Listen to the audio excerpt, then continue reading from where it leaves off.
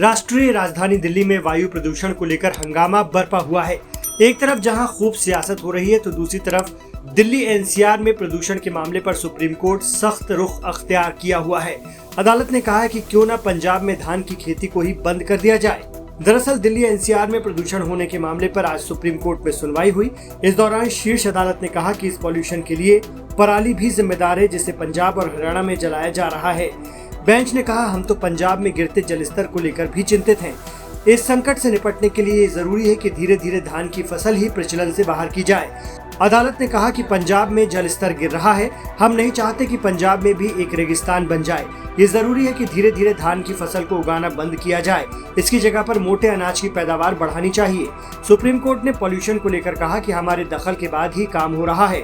Bench ने कहा कि हर साल ही ऐसा होता है कि जब हम दखल देते हैं तो सरकारें जागती हैं। कोर्ट ने कहा कि पॉल्यूशन के मामले में विशेषज्ञों की बातें की जाती हैं, लेकिन हमें एक्सपर्ट नहीं बल्कि नतीजे चाहिए।